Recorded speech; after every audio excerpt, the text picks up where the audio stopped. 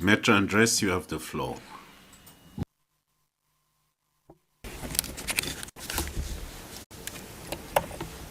Madam President, Your Honors, I am Gilbert ANDRES. My colleague Ms. Masida earlier submitted that Mr. Duterte's anti-drug campaign disproportionately affected the poor and marginalized. What were the conditions of the victims targeted by Mr. Duterte's anti-drug campaign? How poor and marginalized were his victims? The victims targeted by Mr. Duterte's anti-drug campaign were from low-income, high-density communities. In an urban setting, this meant that some victims live in an area of about 69,000 persons per square kilometer during the relevant period. A typical floor area of the house of a victim in these high-density communities was about 6 square meters. For some victims, their house was as small as the area of 2 tables in this courtroom. The victims' houses were typically made up of wood, used tarpaulin, plastic, light materials, and some broken hollow blocks. Any material that they could scavenge and utilize. As the victims lived in high-density communities, their neighbors knew them very well. The victims lived in close-knit communities. The victims' close-knit communities meant that they immediately knew if a person was an outsider to their community. And any traumatic event that happened to these victims in their close-knit communities was known and whispered throughout their community. As the victims were from low-income communities, to survive poverty, their houses were homes to multiple generations of their families to conserve their meager resources. For Filipinos, especially from low-income communities, their family is not just the nuclear family. It is not just the husband, the wife, the children. Their family extends to the grandparents, the lolo and lola, and the siblings of a spouse, the brothers and sisters. The breadwinner of the victim's family was usually the husband, the father of the children. The victims either worked as daily minimum wage earners or as wage earners below the prescribed daily minimum wage, or as part of the informal economy, such as a vendor. The victims worked if there was work available to earn for their family's survival. But most of the victims would not have completed their education, nor have the proper training to secure stable jobs as part of the formal economy. If they were fortunate to be employed as minimum daily wage earners, in the urban setting, this amounted to about 500 Philippine pesos per day, or approximately about 8 euros per day during the relevant period. But for most victims, the minimum wage was really the maximum that they can hope for. The victims only hoped to earn at most about 8 euros per day. And for a family composed of the husband, the wife, and about 2 until 4 children, 8 euros per day is meager. There was also a cultural expectation for the breadwinners to help their elderly parents. The other spouse sometimes augmented this meager income by being a vendor or by taking temporary jobs. And if both parents were outside of their home, it was the extended family that took care of the children. Your Honors, the specific data may vary from victim to victim, but the victims hope that this data give the Chamber a picture of their conditions under Mr. Duterte's anti-drug campaign. The already marginalized and vulnerable conditions of the victims exponentially multiplied the harm that they suffered, and they continue to suffer, which leads to our next submission. What were the grave effects and suffered harm of the victims, their families, and their communities resulting from the crimes charged against Mr. Duterte? Mr. Duterte's drug war campaign targeted the very humanity of the victims, of their families, and of their communities. In Filipino, the indirect victims expressed this in one sentence: "Inalisan kami ng dangal. We were stripped of our dignity." How so? First, Mr. Duterte publicly dehumanized the victims of his anti-drug campaign. This dehumanization of the victims was used to justify their eventual murders.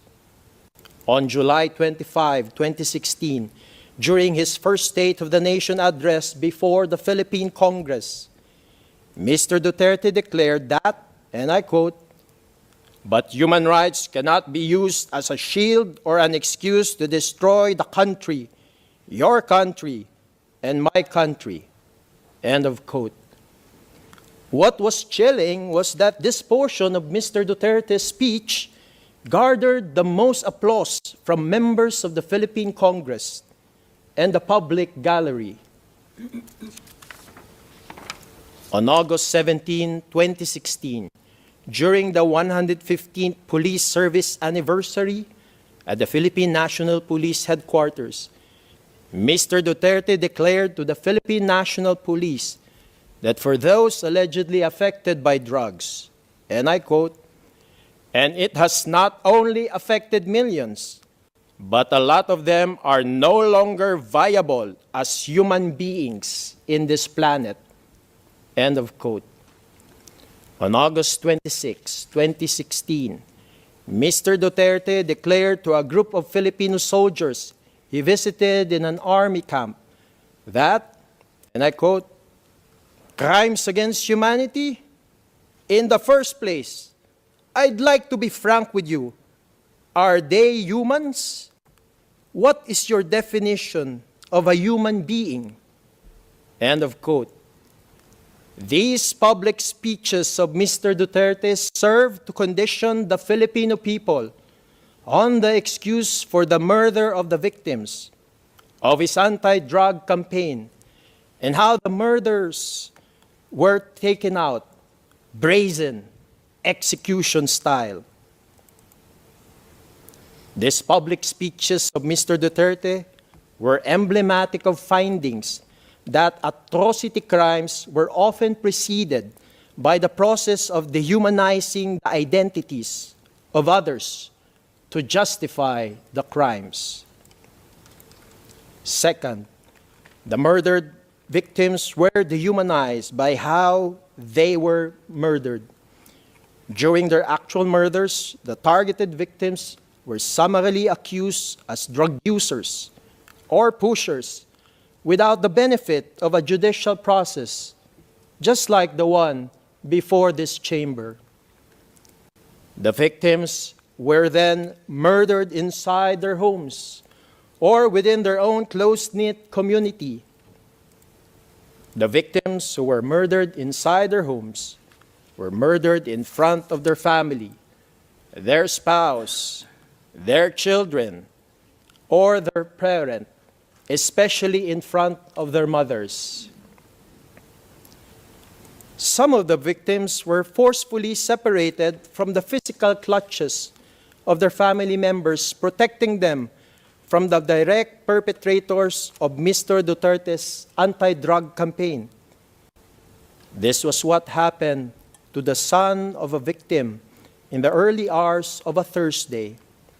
At that time, this victim, her son, and her son's wife, who was pregnant and nearing delivery, were preparing to go to the hospital when 6 or 7 people dressed in black and who had guns suddenly entered their house. As recounted by this victim, and I quote, "My son kept repeating, 'Mama, don't leave me.' So I blocked the way. He pleaded again, saying, 'I will come with you, just don't kill me. Mama, don't leave me.' 4 officers were inside. One shouted at me, 'Get out of the way!' They pulled me down the stairs and yanked my hair. They had guns. My son pleaded again, 'Mama, don't leave me.' He was hugging, referring to his wife. They dragged me out into the street and put me on a motorcycle. Some victims begged the direct perpetrators for their lives, as witnessed by their family members. Some victims spontaneously took off their clothes to show to the direct perpetrators that they were clean. The home, which was supposed to be a shelter of security for the direct victims, became the crime scenes of their brazen murder. The targeting of the victims in their own homes is explained by the Philippine National Police Command Memorandum Circular number 16-2016, which was earlier referred to also by the prosecution. It was issued on July 1, 2016, by the then Chief of the Philippine National Police, Ronald Bato de la Rosa, appointed by Mr. Duterte. The relevant portion of CMC 16-2016 states that, and I quote, "The actual house-to-house visitations of suspected drug personalities shall be the highlight of Project Tonghang." End of quote. Project Tonghang refers to Mr. Duterte's anti-drug campaign on barangay clearance operations. Ultimately, the murdered victims were now known in their close-knit communities with the stigmatized label of natokhang and as drug users, despite the lack of any judicial declaration. Third, the murdered victims of Mr. Duterte's anti-drug campaign were further dehumanized even after their death by the false narrative of nanlaban. After the actual murder, the murdered victims were falsely portrayed as nanlaban, that they allegedly fought back against the police despite being the helpless victims. After the murder, evidence of illegal drugs and/or paltik guns were even planted on the murdered victims as part of the modus operandi of the anti-drug campaign to allegedly show that the victims purportedly fought back. Thus, the murdered victims were not only known as natokhang and as drug users, they were also now known in their close-knit communities with the false label of nanlaban, or someone who fought back.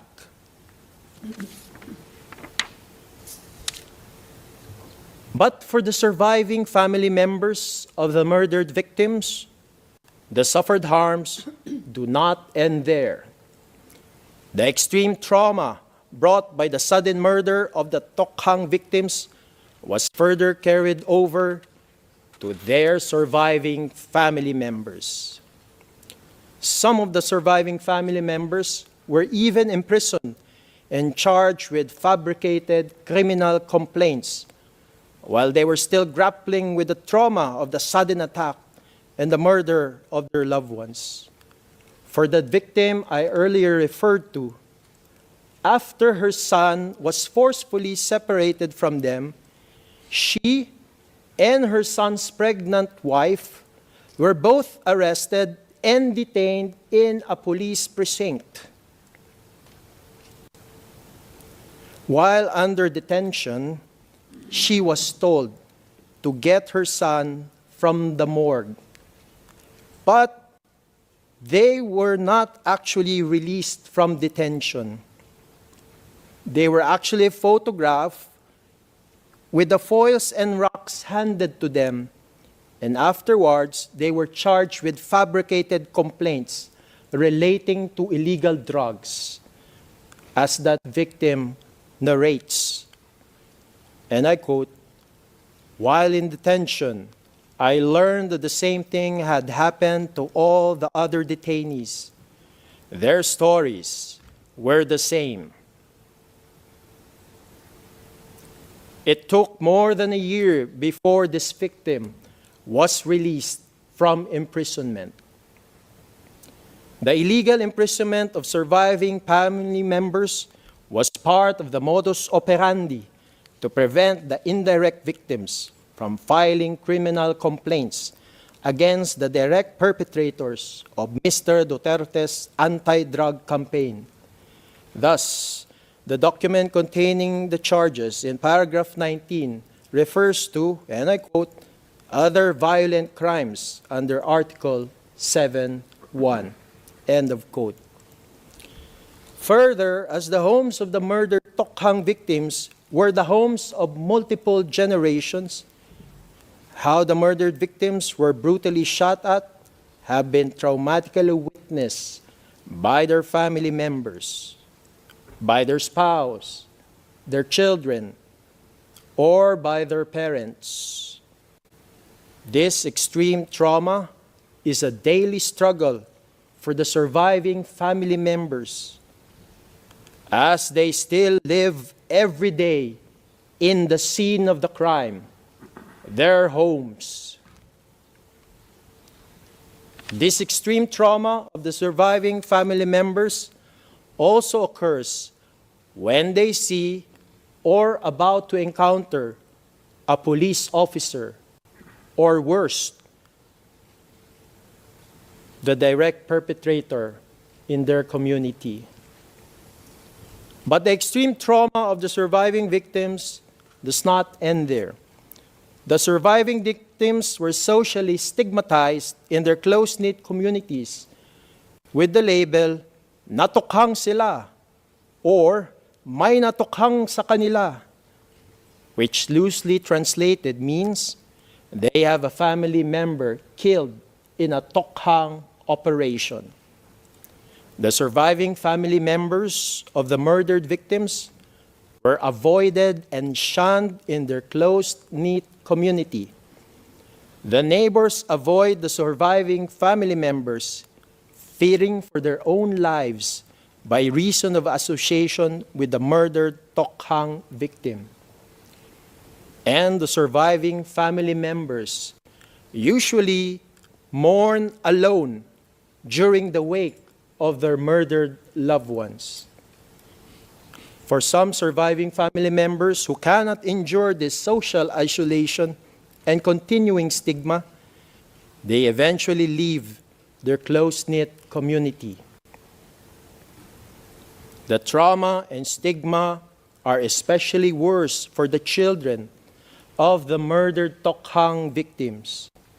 Aside from losing a parent, usually their father, who is the breadwinner, the children, as direct descendants of the murdered victims, were avoided at school or even bullied as the children of Natokhang.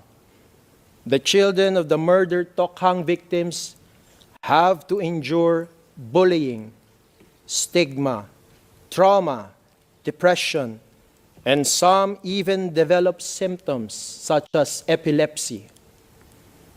And because the murdered Tokhang victims were usually the breadwinners of their families, their death meant that their surviving family members were pushed toward further poverty.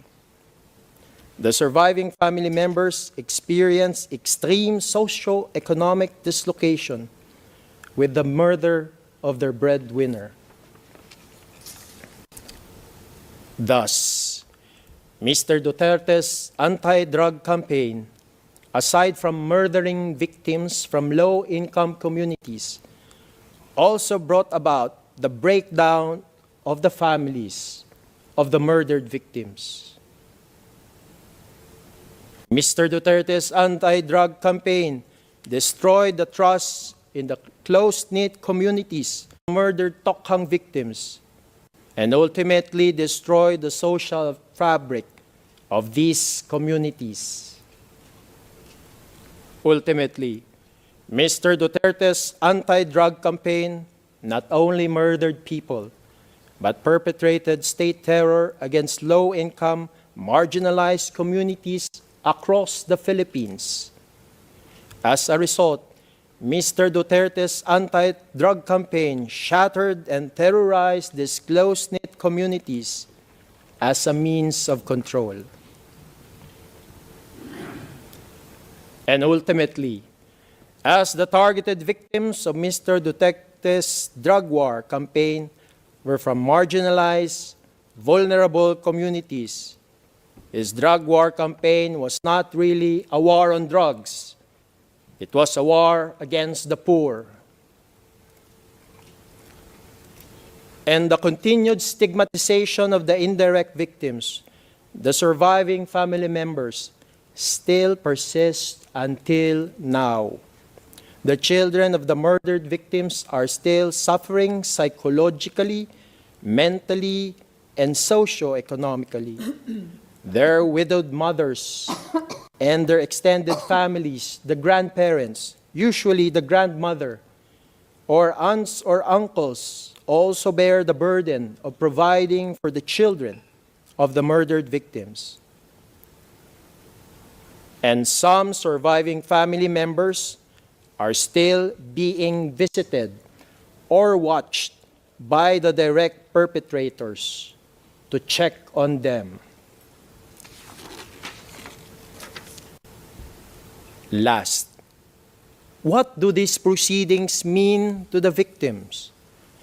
The proceedings before this chamber are being watched intently by the victims because they see it as their first step towards the truth and towards justice. There is still a culture of denial that subsists even in the close-knit communities where the victims reside. The family members of the murdered victims still cannot openly discuss the murder of their loved ones in their close-knit communities. And some quarters supportive of Mr. Duterte even publicly claim that these murders under the drug war campaign allegedly never happened or were merely fake news or were justified as necessary. These hearings on the confirmation of charges are vital to the victims of Mr. Duterte's anti-drug campaign because it will be the first step for them in actualizing their right to the truth and to justice under international law. Madam President, Your Honors, the victims know that their murdered loved ones suffered under the charge of crimes against humanity for murder being charged against Mr. Duterte. Your Honors, the victims know, they have seen with their eyes, they have heard with their ears, and they have witnessed the barbarity of the murder wherein their loved ones' human dignity was never respected. Thus, the victims pray that this chamber confirm the charges for crimes against humanity for murder against Mr. Duterte for the sake of the truth and for the sake of justice for the victims. And so that the murderous legacy of Mr. Duterte's anti-drug campaign will not find new victims in the future. Madam President, Your Honors, thank you for your time and kind attention. This ends the submission of the common legal representative for victims. May it please the Chamber.